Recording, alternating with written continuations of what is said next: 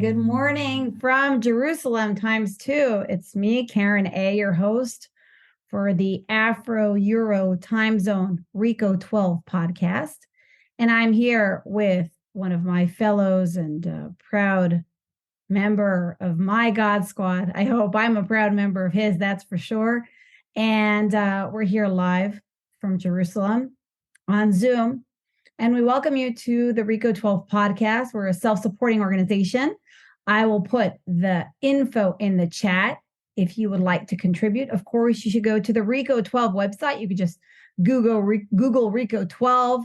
We have a bunch of recorded podcasts, different people who have shared their recovery experience, strength, and hope across multiple fellowships. Many and most of them, those who draw strength from the big book of Alcoholics Anonymous. And without further ado, and like I said, I'll put all the helpful hints in the chat, I'm going to introduce you to Joseph O. Joseph is going to share with us about his recovery journey, which is wild, awesome, and inspiring. I'll let him do that. And you could jot your questions in the chat as we go along. Joseph's going to share for about 20 minutes. I'll ask him some questions because I always want to learn from him. And then you all could send me your questions and we'll take them down one after another and hope to be better 12-steppers and better spearheads of God's everlasting creation. So welcome, Joseph O. So great to have you here. Tell us a little bit about yourself. It's a pleasure. Fine. Yeah, thank you very much, Karen. And it's an honor to speak at a meeting of Alcoholics Anonymous. My name is Joseph Ober. I'm a recovered alcoholic. And I live in Jerusalem, member of the Jerusalem AA Fellowship. I was not born here in Israel. I was born in New York. I went to college there. I then moved to Los Angeles, all the time drinking. You know, the drinking experience was my solution for a while. Ultimately, it took me to Skid Row in Los Angeles. I thought I had told you about that, Karen, but whatever. Anyway, but Skid Row, you know, like, I mean, I had no money. Not I had a no place car. for a nice Jewish boy, right? Yeah, I wasn't gonna last long there. I made a couple of friends. There was one guy, I consider him to be an angel, right? Everybody has this kind of experience. There's a black guy named Derek. And he's the one who actually got me to rehab. I mean, well, he gave me the phone number for the rehab. He said, "Oh yeah, you know, you need to get you need to get sober." And I was like, "What the heck is that?" You know. And he was like, "Oh, you call this place Beit Teshuva." So I did, and crawled up the steps on February 29th, 1996. Against my will. Like, I mean, I don't know everybody else's experience because not everybody else, but I had no other options, right? You know, and it wasn't just the drinking. It was my mode of thinking, my lifestyle, my principles, everything was out of whack. I just didn't know.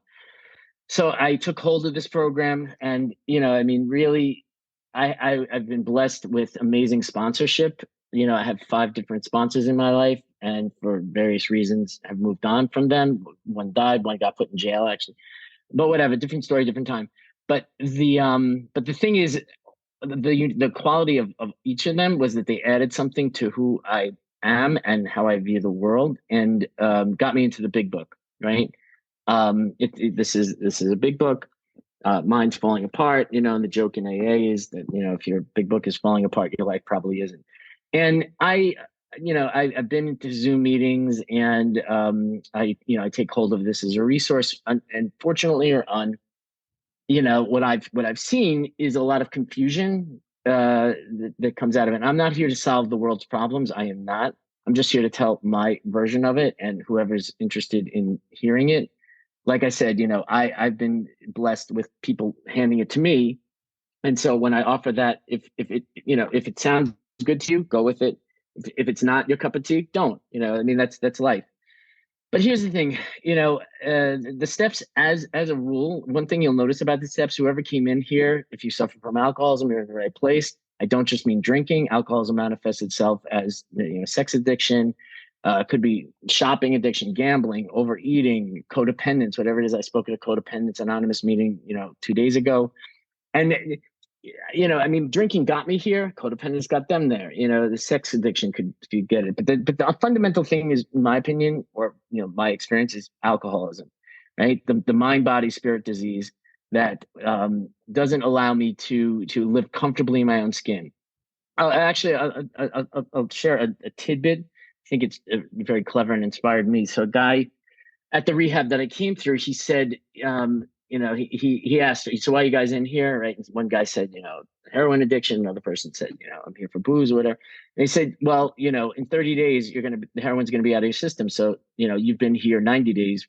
Why? Right. And the guy didn't know.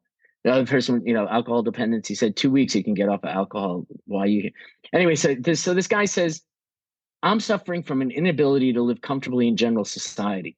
Okay, I've repeated it. This is 27 years ago that I heard this guy speak. I've never seen him again. But the thing is, why did I remember that? Is because I suffer from that. When I put the plug in the jug, when I'm not having a good day, I suffer from an inability to live comfortably in general society. It manifests in different behaviors. Right. At one point in my life, I was binging on Netflix. Another point in my life, oh yeah, okay, I'll let myself on. I was stealing batteries from CVS, right? And I was making $120,000 a year. Okay. Why was I stealing batteries? Because I thought science should have come up with a better battery by now, and they're trying to take my money, and I don't like paying for batteries. And my sponsor said, "Are you insane?" Right? The answer is yeah, I was at the time, but the truth is that that's what happened. So what do I need today? Okay, so that's the big reveal. That's why we're all here. What I was asked to talk about, or what I chose to share. It says God of our understanding in the big book in the steps. Okay, first of all, the steps, if you read them carefully, word for word, never says you're going to stop drinking, never says you're going to stop acting out, never says anything about that. So why even do them, right? Because the focus is a spiritual experience. It says in step 12, having had a spiritual awakening as the result, right? Not a result. What's the difference there? What, Joseph's just word obsessed? No. The difference between the result and a result is the intended result of the steps is to catalyze a spiritual experience.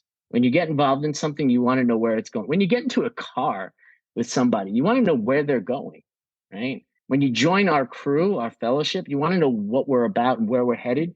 It's not to stop drinking. But, well, Joseph, but that's what everybody, no, it's not. That's not how I learned it, right? And that's why a lot of people get on these chats and they're like, I really need a meeting. I used to reply, well, you really need a program.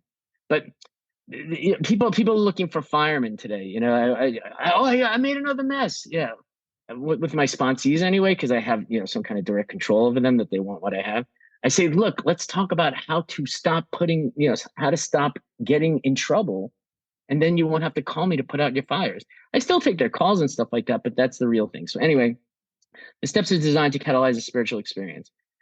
When that happens, I will stop actively drinking. I will stop acting out. I will stop getting involved in terrible relationships. I will stop obsessing about things that aren't my business, whatever it is. I've had, I'm telling you that I've had a spiritual experience, but people could say anything. The facts of my life seem to indicate to me that I have been effective in following these 12 steps to the point of having a spiritual experience. I truly believe nobody can tell me I'm an alcoholic or an addict. First of all, it doesn't work. Secondly, you don't know my business, so you can't tell me. I can tell you if I'm an alcoholic, and I can't tell you if I've had a spiritual experience. Why am I telling you that? Because this way I don't have to get confused. The people who come back at me and want me, to work for them or come to parties or call me for advice or whatever, they seem to think that, there's something different about this guy. Okay. So one confusing point is which I came to address is it says God of our understanding. Based on what I've heard at meetings and stuff from people sharing, people are saying, oh, I can never understand God anyway. Why should I even bother? God's too big to wrap my head around. All that is answering a question that wasn't asked. Okay. God of our understanding is understanding the relationship I have with God, a higher power, my boss, so to speak. And so that's talked about on page 62. So now I'm going to read the pages, Karen. I don't know if you flash them on the screen or not. I'll read them, Okay, so it labels the problem, page 62. The 60s are my favorite area of the book, right? My friend Amanda's not on, but she makes fun of me because she's like, you live on page 63, which, okay, fine. I there's no place better to live. So our troubles we think are basically of our own making. So that's good news and bad news. Good news is that I don't have to make those mistakes again. The bad news is I got some things to clean up. But I can, if I'm making the trouble, I can stop making the trouble. How am I going to do that? They arise out of ourselves. The alcoholic is an extreme example of self-will run riot. An extreme example. That means that everybody's self will run riot. Everybody out there. I mean, like you pick up a copy of People magazine. These are the billionaires of the world and the most successful, and they're getting divorced and they're ODing on drugs and their kids are, all over the place. Whatever it is. I'm not saying they're bad people or evil. I'm just saying, I don't know. I don't want that life. Right? Self will run riot. That's the problem. Above everything, we alcoholics must be rid of this selfishness. Selfishness was my issue, right? So the big book is the thrust is going to be to care for others, to do for others, this and that. Everybody comes in and says, I need some self-forgiveness. Great. Okay. You're not telling me anything I don't know. The approach is what's important. If I approach trying to forgive myself by sitting there and trying to forgive myself, it doesn't work. I've done it, right? Spent years trying to do it, trying to self-care, self-love, give to myself. Doesn't work. When I start to learn how to forgive others and care for others, the natural result is I look at myself more favorably. Okay. Now, God helped me do that. We must, or it kills us. That's what it says in the book. And it literally means kills. And I mean, the thing today is this fentanyl, right? People who relapse, right? They go and do some fentanyl out there. It's happening all over the place in Los Angeles. I get all these texts saying like this guy died, this rehab that I volunteered at. Anyway, it's a big deal. God makes that possible. And there often seems to be no way of getting rid of self without his aid. Many of us had philosophical and moral convictions galore. That means if you're trying to go to church or you're trying to go to Tony Robbins or you're trying to read self-help books, it's not going to help if you don't have a foundation of where that's headed. And I also did those things. But we cannot live up to them, even though we would have liked. Neither could we reduce our self-centeredness much by wishing or trying on our own power. Now, they're saying that this is like reading their diary. They're not advising you like we thought real hard about it and this is what we thought. They're just writing, here's what happened to us, right?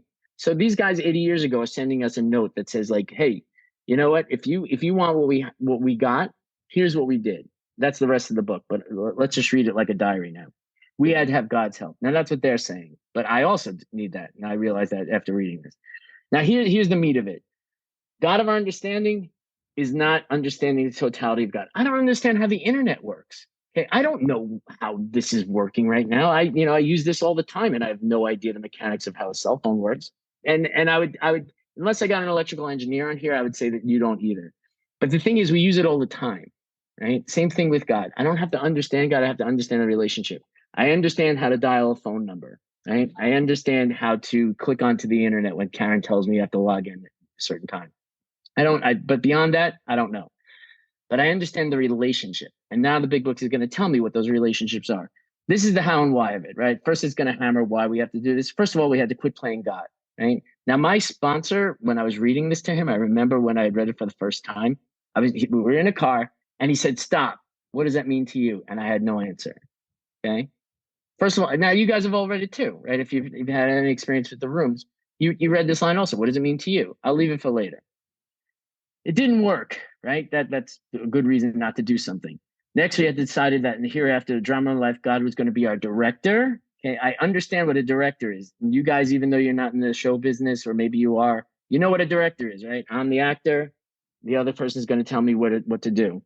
He is the principal, not a principal like at a school. Principal there means like a business owner, right? The founder or the partner, whatever you want to call it. And that we are his agents. Okay, that means that somebody else owns the business, and I'm just out in the field, acting on his behalf. He is the father. I know what a father is. Father's meant to nurture, to care for, to discipline. Whatever you understand a father to be, that's also. We are his children. Okay, I'm his child, and I'll tell you something that you can think about later and be mystified by. God has no grandchildren. God has no grandchildren. We all have one degree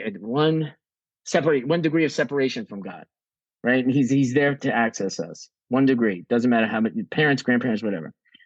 Most good ideas are simple. I would agree with that. And this concept was the keystone. The keystone is, when you have an arch, the keystone's right here. It's the one that holds it together. That's what this is saying. Get this clear, and the rest will hover on that.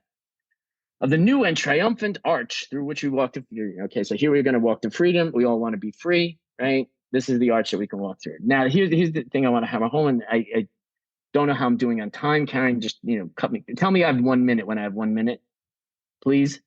Okay. So now read this like a diary. These people 80 years ago, I found this book, blew off the dust, and I'm reading their diary. When those people, took such a position, all sorts of remarkable things followed. Great. They had remarkable things. I want remarkable things. I'm going to see what's going on here. We had a new employer. I know what an employer is. I've worked in business. An employer is going to ask me to do something that I wouldn't normally do, and he's going to pay me money to do it or pay me compensation, whatever, That's how employee-employer relationships work. So what's this relationship? Being all powerful, right? Okay, so God's all powerful. He provided what we needed. That's good news because I need a lot of stuff, right? If we can, and what do I got to do? If we kept close to him and performed his work well, those are the only two things. Write them down, put them on your fridge, take lipstick and put it on your bathroom mirror, right? Stay close to him, perform his work well. That's my only job today, right? The rest is gravy. Takes care of itself. Yeah, Joseph, but what? I've got all these things I have to worry about, and there's no gas in my car, and my kids don't like me. No, stay close to him, perform his work well. The rest takes care of itself. Okay. Established on such a footing, again, these people are writing. We became less and less interested in ourselves, our little plans and designs. They are reporting that they became less selfish, and that was my trouble, which it says on the other page. More and more, we became interested in seeing what we could contribute to life. Really? That's going to happen for me. Yes, it happened for me. Try it. It works. Okay.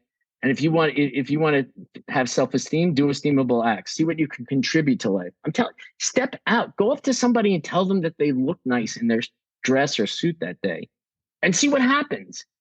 Hopefully you won't get punched in the face. But I'm telling you, if you make a difference like that, people will naturally like you and you'll be doing the job which I just mentioned. Okay, more and more they became interested in seeing what they contribute to life. They felt new power flow in. Again, anybody who's sitting in an apartment, okay, you have appliances, great, they're all useful, coffee maker, refrigerator. How effective are they without power? Not at all, okay? Same thing with me. I'm a body, I'm a mind, I can make stuff happen. Not effective without power. Now this is telling me how to get power. They felt new power flow in.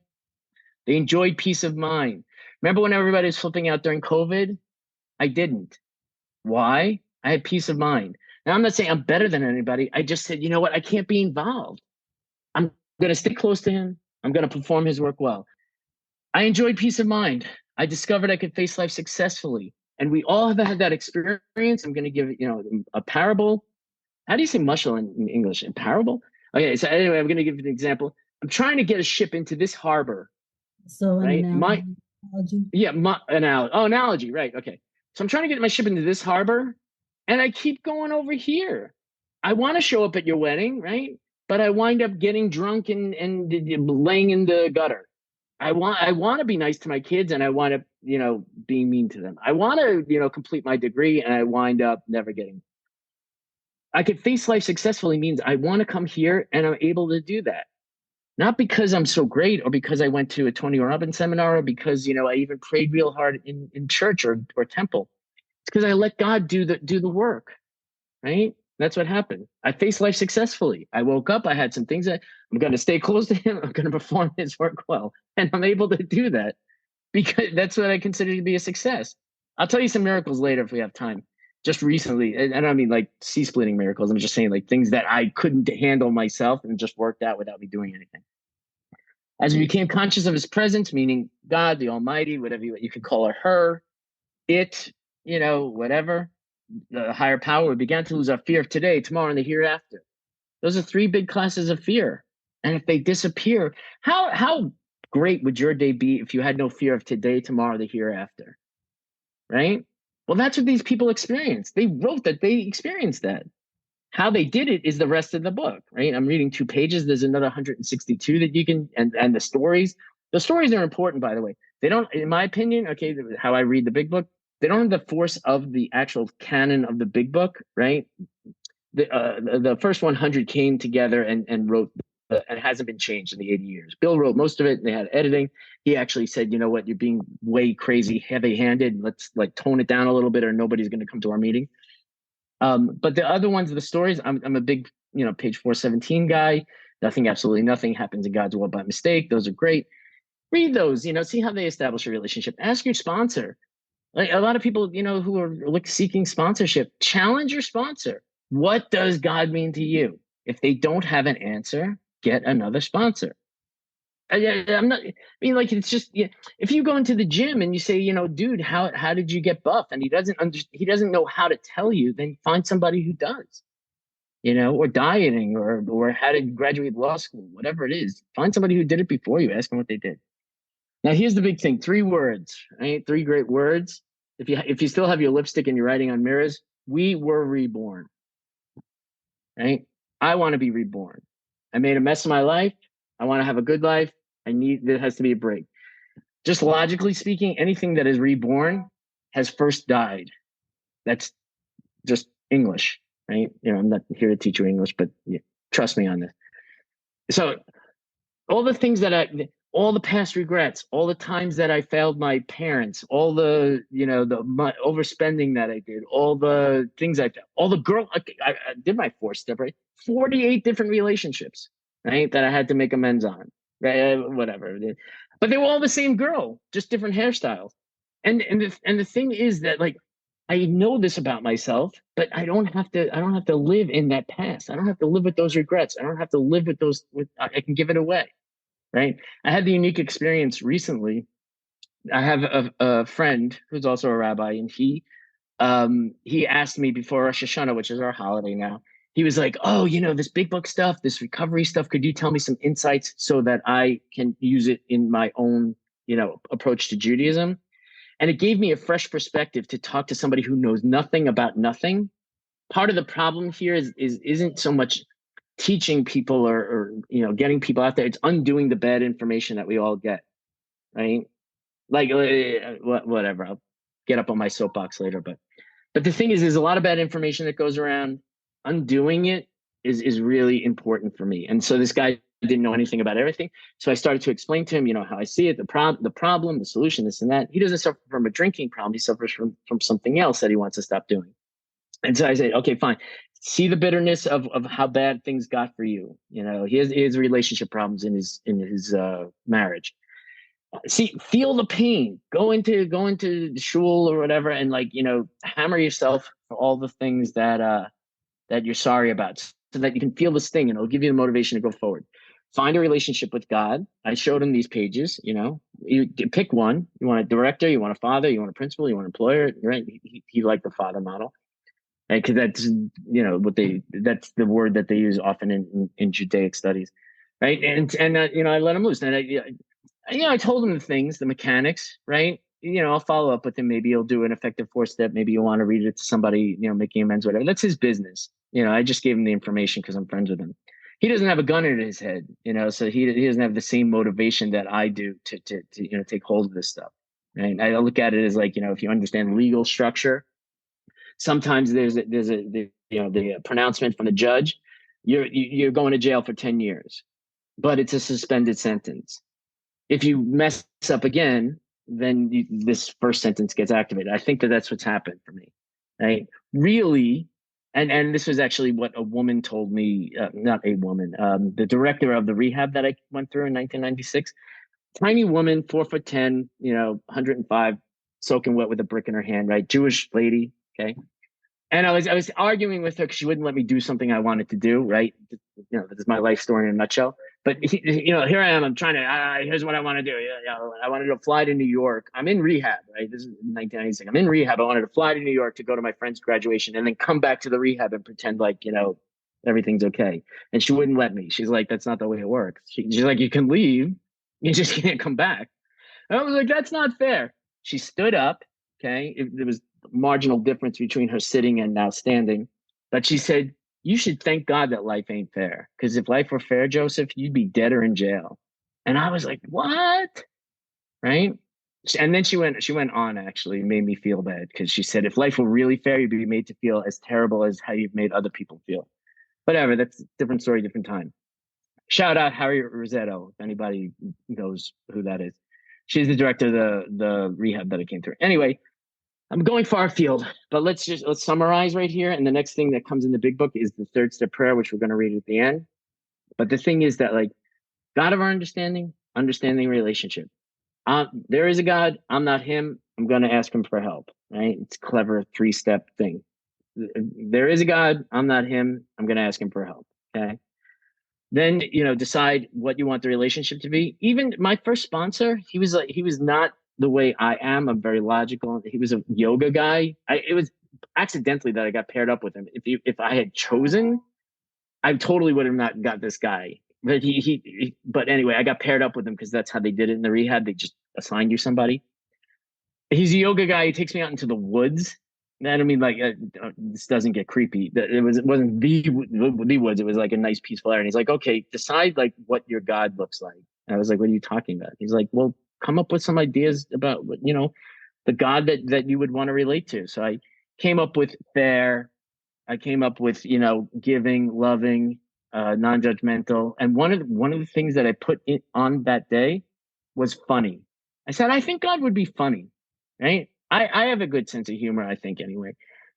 People could differ, but I think and since that day, so this is 27 years ago, there are like things that come into the day that only I get to see that are hysterical to me. And I really believe that it's because my funny God sends me things that I get to laugh about. I don't mean just television shows and movies or whatever.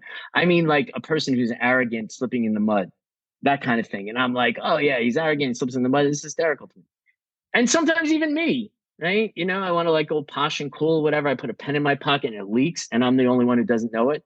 That kind of thing. I can laugh at myself. It's funny, don't take myself so seriously.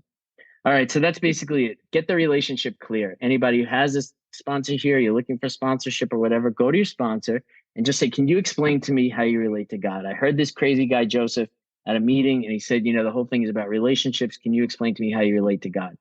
Hopefully the sponsor will have an answer. I don't mean like a heavy-handed God is the author of the universe and this and that. I'm talking about like, that they'll say, oh, I rely on God to take care of my troubles. I try and stay out of the way, whatever it is. All right. I think I'm coming to the end of the time. I'm not eager to stop, but I think there might be questions or something. So I'll let you run it, Karen. I'm ending right now. Page 62, page 63. I'll put my number in the chat or Karen will. You can get in touch with me if you want to hear more about this. I'm glad you joined us, and I'm looking forward to hearing what you guys have to say. Amazing. Thank you, Joseph. Can you go ahead and put your number in the chat? Oh, yeah, sure. No problem. I'm just about to put my number in the chat. If you've enjoyed this experience, enjoyed Joseph's share as much as I have, and we're only just getting started, party people. Or you feel like you also have a message that you want to get out there, or you've been in rooms and seen lame recovery and you want to step it up a notch. Here's your virtual soapbox. Reach out to me, go to the Reco12 website, upload a speaker share on the SpeakPipe. So I've got the $1 million question for you here, Joseph. And oh, wow. Okay. I don't know if this is something you struggle with. I'll let you share on that. But I know a lot of fellows, present company included, struggle with this relationship, and many of us, my forte is working with religious Jewish women of different stripes all around the world in recovery. So I have this God of my understanding. I'm actually observant. I pray formally, I pray informally many times throughout the day. But like the thinking, we say alcoholism centers in the mind. Yeah. And when I'm real honest, which is a requirement of this program, right? Oh, okay. She froze. Oh, okay. All right. All right. You know what?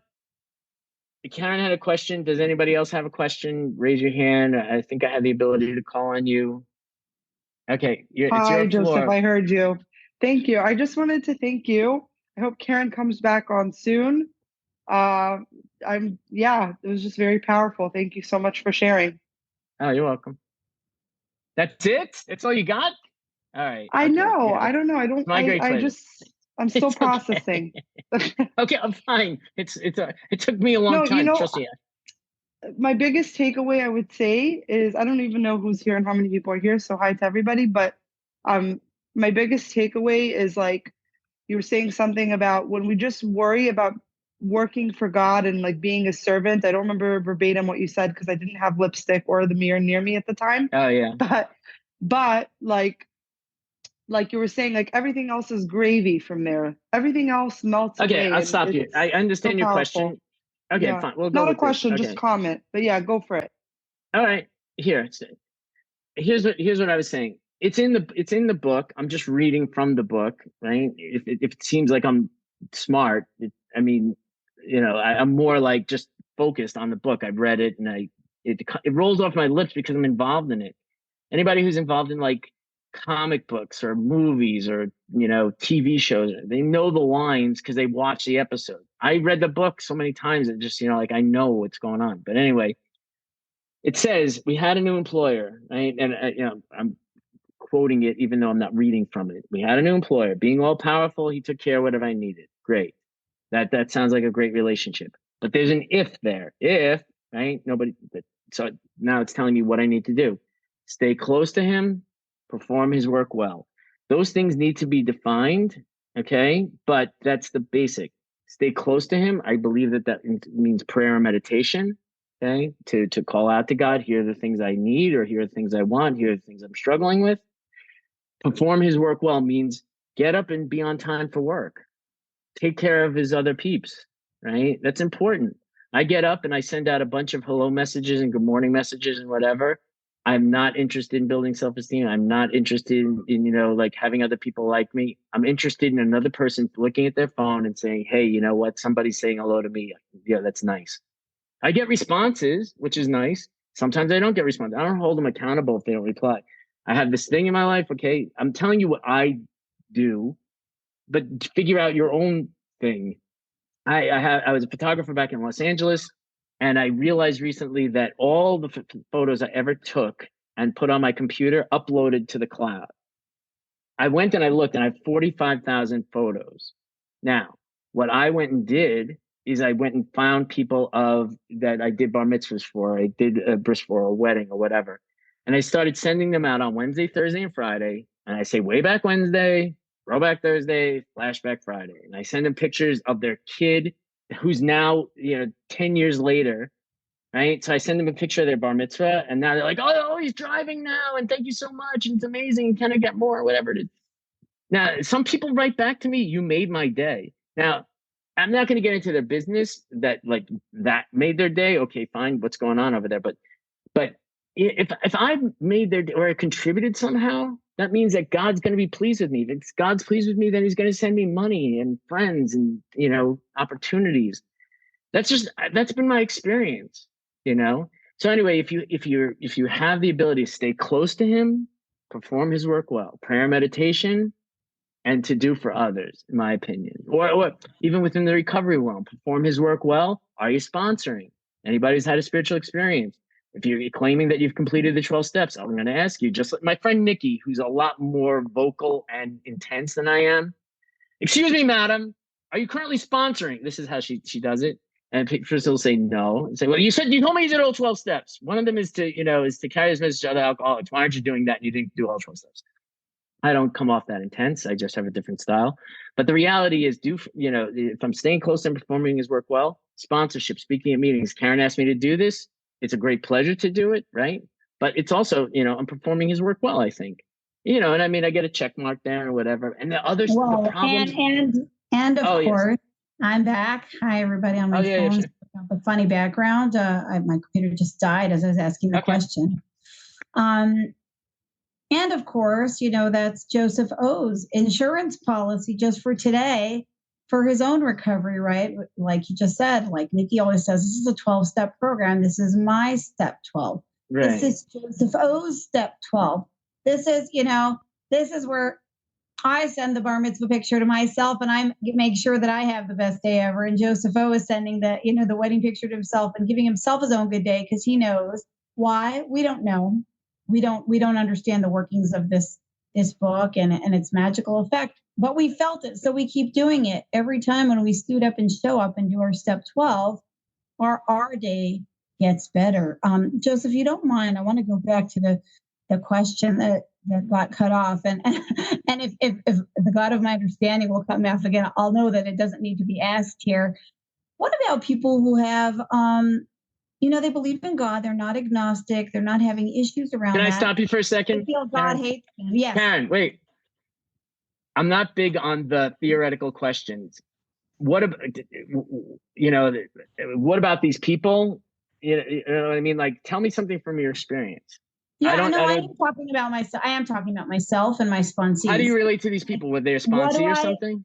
No. Hold on. I'll ask the question. No, I'm talking about myself and my sponsees. What do I do when I know my problem centers in my mind? I have a thinking problem. I don't always think and I don't always feel that God really loves me. Sometimes, like the other day, I was walking in the Western Wall and I had a spiritual experience, and I'm like, I'm in exclusive relationship with God. And I was there, I was in the zone. But sometimes I'm like, I'm the cookie that got burnt on the assembly line, or or I'm the widget that, like sometimes I don't know if it's a thinking thing or it's a heart thing of like really feeling that my past is my greatest asset. God is constantly doing for me. What do you do with people like me, whether they're your friends in your God squad like me or sponsees? Because sponsees also told me this. I hear the question. Okay. A punitive God, right? We all, yeah, it's bad information. Again, like I said, the biggest challenge of Alcoholics Anonymous today isn't even to present information as much as undo bad information, right? And all that's bad information, not all of what you said. Punitive God is, you have kids, Karen, right? And you love them. And you love them if they're dirty or they're muddy or they pee their pants or they screwed up at school. You love them. Now you're just a human being. God's a billion times more. When I have thoughts like that, that I'm not enough, that I screwed up, this and that, that's my sister talking, and I don't mean my actuals. I mean, it is it's with voices from my childhood, when I came home with a bad grade on a test or whatever it is, that all I have to undo that. I had to say, you know what, that was bad information. What does God want from me? What does God want from me today? No surprise what I'm about to say. Stay close to him and perform his work well. That's it. And if I do that, that is self-esteem for me. All the other stuff about I screwed up or this or that all can be addressed through the immense process and stuff like that. But like I told you, it says 3 words: we were reborn. That means that literally I'm not that same guy. I had an experience when I buried my father, right? That I had to pack up his stuff. Okay. And so I'm folding his clothes. My mom was distraught, whatever. So I'm up in his room, in his, and I'm putting away his stuff. And I'm saying to myself, I'm boxing up his stuff. I have kind of a relationship to the things, but my dad was the person who wore those clothes or had that wallet or whatever it is. I saw a separation between me and the person who wore those clothes. And that's how I view it today. Somebody wrote something in a chat, which I had a big disagreement with. She said, how do you deal with the necessary pain, discomfort, and regret that comes from doing a 4-step?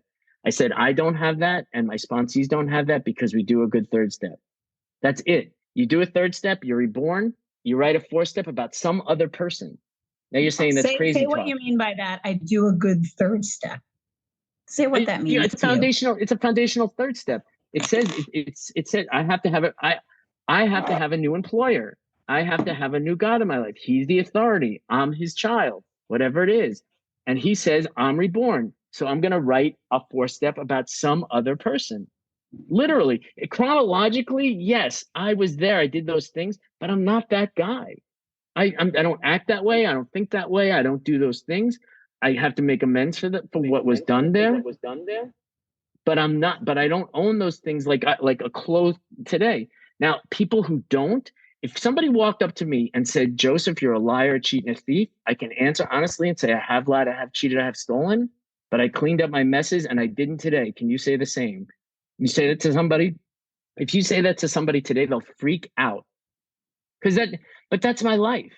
I went and I cleaned up those things, and I don't do it today. I stay close to him. I perform his work well. That's really what it boils down to. So, Karen, I'm trying to answer your question roundaboutly.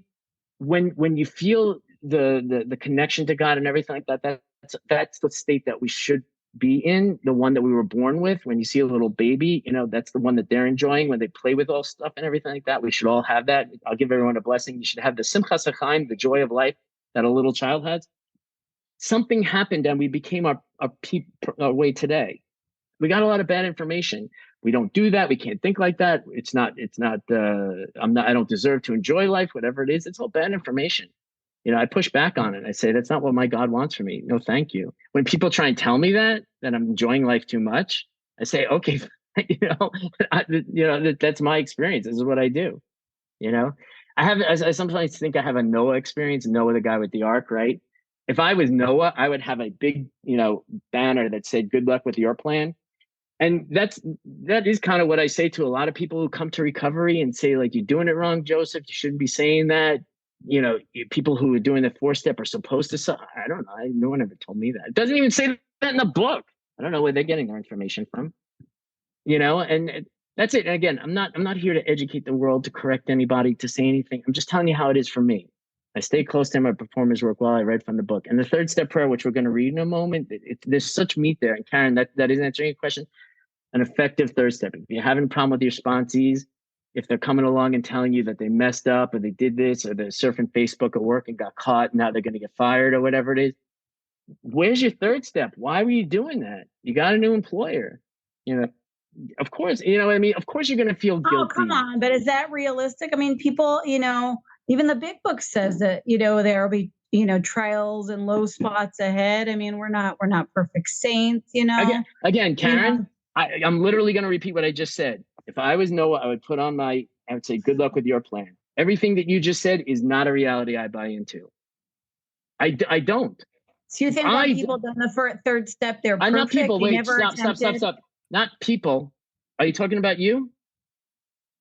No, even a sponsee or fellows, they're constantly being tempted, having issues. Life is full of issues. Tempted, yeah. The 3rd steps, but tempted. I understand. Tempted, yeah. And if they screw up, fine. Let's look at what happened to lead them there. And the problem is the 3rd step. How I act today, when I wake up in the morning, I say my 3rd step prayer. I look at page 63. My obligations today is to stay close to him and perform his work well. When I deviate from that and feel terrible about myself, that's the problem. Go back to the 3rd step. I send guys back to the 3rd step. They're on the 8th step and this and that, and they're balking at making amends and this and that. I said, you're going back to the 3rd step. That's it. Not because I'm punitive, because there's something off there. If you're building a building and the foundation sucks, you don't keep going. If you keep going, then you've got it's going to collapse. And when it collapses, you're going to throw, I didn't know. Yeah, you did. It's the same thing today. 3rd step, stay close to him, performers work well. If I'm at the office, okay, and I'm going to go surf Facebook or this and that, I say, is this something that I want to be doing now? Because God's watching. If I'm going to cheat my employer, if I'm going to make a terrible day, if I'm going to share my truth with somebody else and make them feel bad or something like that, God's watching, and I don't get blessings on the back end. But when I go through and I succeed, then I do get the blessings on the back end. Things tend to work out, and I'm grateful for that. I understand, Karen. I get what you're saying. You make a valid point. This is what we have 10 and 11 for, right? For when we mess up, we review, we have a chance to kind of work this actively day in, day out. No? Course corrector. Yeah, it's true. But course correcting with a bad... What I'm saying is, like, I understand. You're not saying this one and done. Hold on. Let me finish. Yeah. Step 3 isn't like one and done, like I do it, I have to like do my daily review, my morning meditation to stay on track consistently for the rest of my life. No? I don't know about the rest of my life. It's a one day at a time program. Stop getting involved in things that haven't happened yet.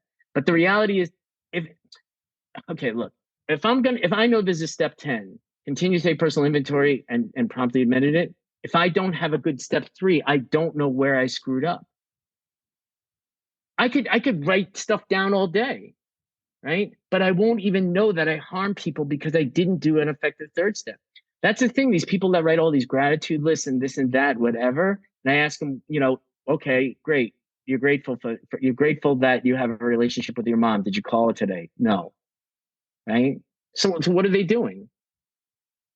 They're great.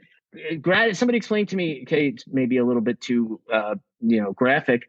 Gratitude without appreciation is like peeing in your pants. It's a warm feeling only you know about. If you want to have gratitude and turn it into appreciation, call the people you're grateful to have in your life. If you're grateful to be sober today, show it. Go out and pass the message to somebody else. If you're grateful to have money in your pocket, help somebody else out with it. If you're not doing that, then back to step 3.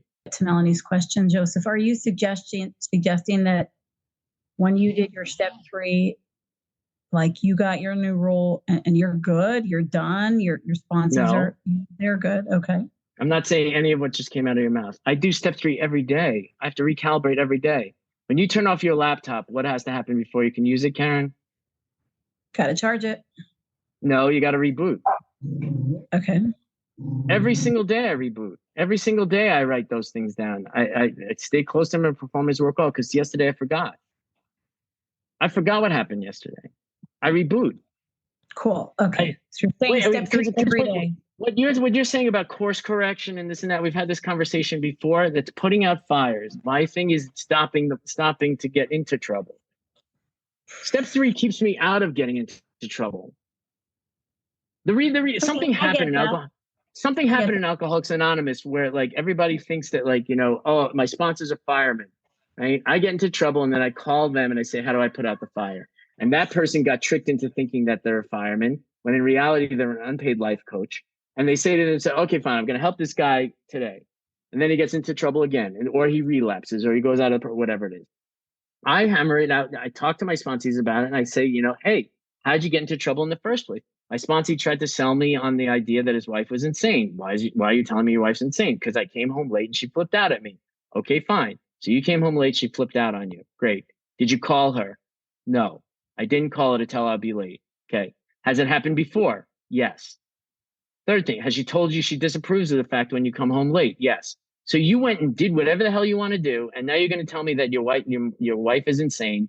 And the thing is, what he would have done if he didn't have me was go and find other people that agree with him, and that's how we choose to live. I went and told him the truth, and I said, "Look, you screwed up. You didn't have a good third step. Stay close to him. Perform his work well means calling your wife and saying, "Hey, honey, I'm going to be late,"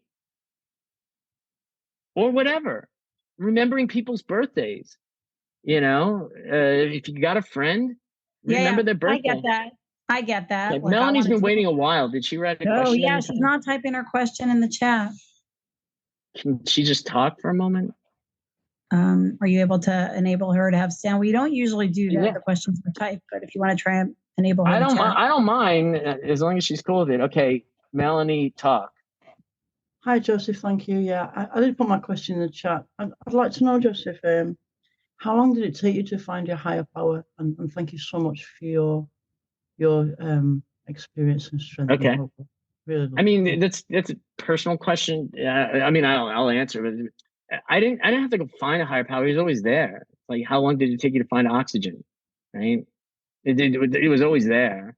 Right? Just somebody eventually told you, hey, it's oxygen. The joke, the two fish, right? They're floating along, and they're like, hey, okay, fine. And we're swimming along. And the third guy says the water's fine today, right? And then swims off. And fish one says to fish two, what's water? They didn't even know the thing that's sustaining them and their life that they're floating in and moved in since the day they were born was water. I don't know it wasn't, God was always there. And one of the promises, okay, I don't know where people are in their experience or how well they read the book. One of the promises are that I'll suddenly realize that God is doing for me what I couldn't do for myself, right? Sounds familiar. They read promises, right? It's not that God started doing something for me. It's that my realization was sudden. He was always doing for me. He was the entity that stopped me from running over a child, and I would be in jail right now. There's no good reason why the amount of times that I drove drunk or fell down the stairs drunk, I should be paralyzed or in jail. Harriet Rosetta was right. If life were really fair, I should be drunk. I should be dead or in jail. Dead. Yeah, dead or in jail. No, dead is even dead. Trust me. Death doesn't scare me so much. I don't think any alcoholic's really scared of death. That's why I went in health class when I was in 8th grade and they came in and showed me diseased liver. It didn't stop me from drinking. I don't care. It's not going to happen to me. That's what I said to myself. Normal people would stop. Or before Halloween every year, they put a wrecked car in front of a high school and say, don't drink and drive, right? So normies don't. But it had no effect on me, right?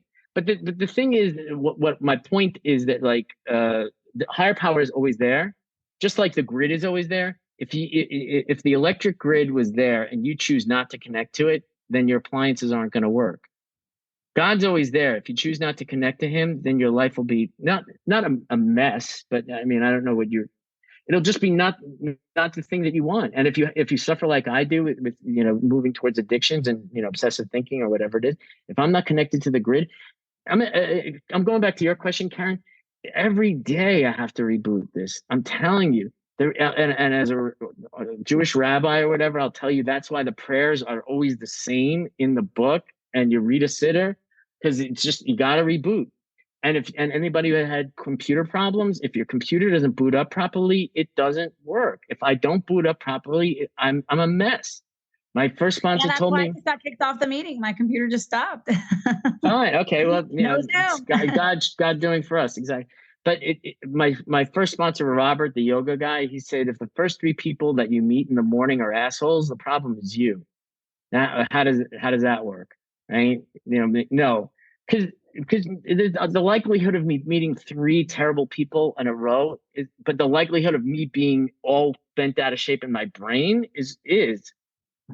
And that's the thing. I stop myself and I go to the 3rd step prayer, which is what we're going to read at the end here, but that's really that's a source of my power. That's a source of my connection. I say it a bunch of times a day. I get screwed up. I also live in a world where the buses are late and it rains on days that I'm supposed to go to the beach and people don't talk nicely to me. I have a friend, that I took to and this happened in Los Angeles. I drove him to the airport at 2:00 in the morning so he could fly to New York, right? Because he was dating a girl. And he didn't thank me. Or he was running to the plane. And I was like, are you kidding me? Right? I was hot. But the thing is, my sobriety, and when I told my sponsor about it, he said, shut your mouth. He's like, because that stay close to him, perform his work well. It doesn't say anything about demanding a thank you from the friend that I drove. I live in a real world, I'm telling you. But when that happens, I have other people that I bounce things off of. I am knowledgeable and I have done research both in this big book, also in Judaism or whatever, and also I've been to business school. Okay, I have a lot of information that can be used for ill purpose. Imagine a wrecking crane. Okay, those wrecking cranes that demolish buildings. Very, very useful as long as they're used in the right way. It's really a bad story if there's a maniac in the cab, and that's my life. If there's a maniac in the cab of my wrecking crane, then I'm destroying buildings all over the place. If I've got something that's interested in serving, then it works nicely with the city grid or whatever. That's what I have to watch out. If I'm experiencing a lot of great visual, that's awesome. It's the truth. But that's the thing, is that I'm open to feedback on this. If my relationships are suffering, if I'm getting it, when I meet people and they inform me about their life a little bit, if they're in recovery or something like that, and they say like, oh, I have a brother and a sister and a brother I no longer talk to, it red flags me and says like, do I want what this guy has? Now, okay, fine. It's drilling down on why would I, but the thing is like, he's harboring this resentment. He's got a brother he doesn't talk to, this and that, whatever. And I say like, you know what, that's not the program I want, and it's not a sponsor relationship. It's just, there are toxic people floating around. A lot of the bad information that you're going to hear, the people that tell you that, you're powerless over people, places, and things. I ask them where they got that information and they don't answer. It's not in the big book. It says I'm powerless over alcohol, right? I don't know where they came up with that. I'm powerless over people. I am powerless. I can throw a brick through a window. Trust me, I have power over things, right? Back in Los Angeles, I was the big boss. I could fire people at will. I had power over people. Yeah, I'm just telling you. Why is that important? I'm coming to correct bad information. Go back to, I'm powerless over alcohol, therefore I shouldn't drink it. How do I stop drinking it? I need a higher power. Now I'm at step 3. Then I got to do some writing, and then I reach the other. It just flows. But when I get into all these things, yeah, you're muted, Karen, I think. Those of you on the call who are in other fellowships, Joseph said powerless over alcohol. Perhaps it goes without saying, but yeah, if you're LA, powerless over chocolate cake. If you're a drama addict, powerless over drama, emotionalism. If you're I'll tell you, stop for a second, because the rabbi guy that I was working with, who wanted to know, I had to put it in his terms because he's not powerless over alcohol. He does drink or whatever, and not, I said, okay, you're powerless over your first thought. That I am. The first thought that pops in my head, the one that says, this guy owes me an apology, this guy owes me a thanks, I have no defense against. It's true. The one that tells me also maybe I'm drinking. It's a good idea to call your ex-girlfriend on her birthday, right? That thought that pops in. No, it's not. right? But it pops into my head. I have no power against that. My second thought comes from a program where it's been ingrained in me that I turn around and I can do something about it. So if the people that are coming on here, that's alcoholism, the ISM. It's a mental mind disease. It manifests as like internet addiction. It manifests as gambling addiction. It manifests as overeating or whatever. I have a friend back in Los Angeles that asked me, he said, I know you got time in the program, whatever. He's suffering from an eating addiction. And he said, he had a bad day at work and this and that. And he came home and he ate a pint of Haagen-Dazs. And I said, oh, wow. That's a real problem. I said, you need to find the guy who put the Haagen-Dazs in your freezer and kick his ass. He said, but I put that there. I said, of course you did. And that's the problem, right? What did you think was going to happen? You're going to spin the wheel every day of, the wheel of misfortune. And eventually you're going to go a week not eating a Haagen-Dazs. And then you're going to tell me that you got an eating problem. No, you got you got a mental problem. I wasn't that harsh with him. But the thing is that really is our issue, and if you're calling an ex-girlfriend or you're getting into relationships or whatever, that's obvious to everybody that you shouldn't be in, right? Then why aren't you asking them?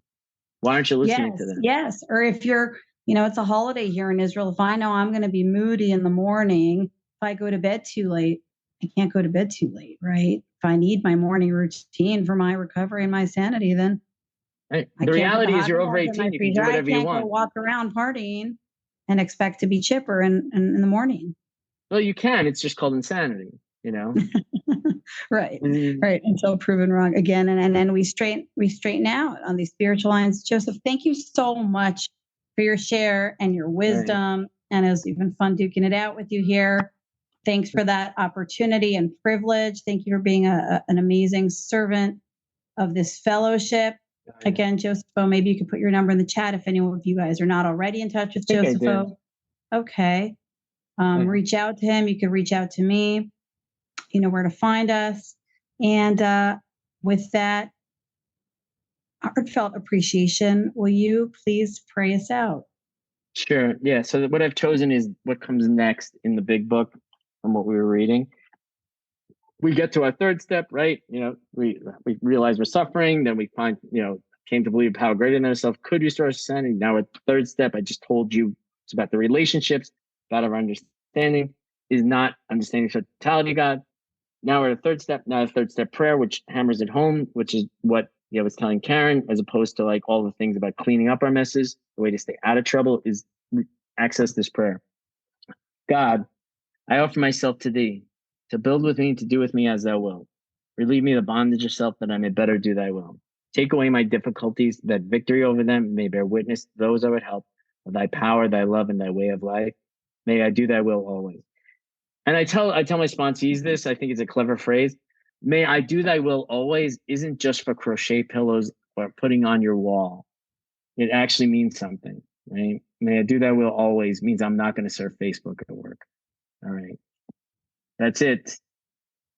What do I do now, Karen? Okay. Awkward. Oh, Karen left. Just kidding. That was on mute. It was amazing. You guys missed out. That's it. Now, take two. So with that, we'll third step prayer. Yeah. Can you tell people what's going on next week? Do you have a speaker booked or something? What's going on next week? We're on every other week. So in 2 weeks, we will have another podcast. I'm thinking. Oh, and this is going to be recorded and placed somewhere? How do they get access? Yes, this podcast is recorded. We'll have the link. We'll post it in the groups once Justin has edited and put it up live in the Reco12 groups and the Afro-Euro groups and our Jerusalem groups. You'll be free to forward it on to your friends and family in recovery or anyone else who might benefit. And I pray for all of you that you pass this forward, that you do your 12 steps, including step 12, working with others, that you pray to God, that you may do his will, and that we may all have a beautiful day and do his will. Thank you, Joseph, and thank you, everybody. And join us again in 2 weeks. I think I might be hosting myself in 2 weeks because I've got a topic that's burning up inside me. So stay tuned. Thank you all. Bye-bye.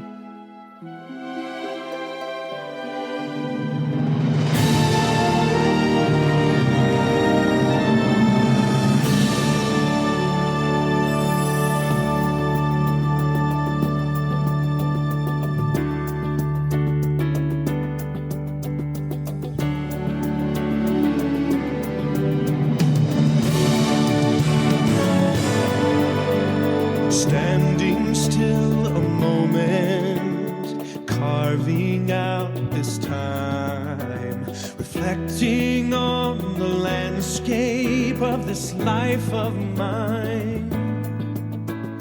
Peaks too high to conquer, streams too wide to cross, troughs too deep to walk through without incurring loss.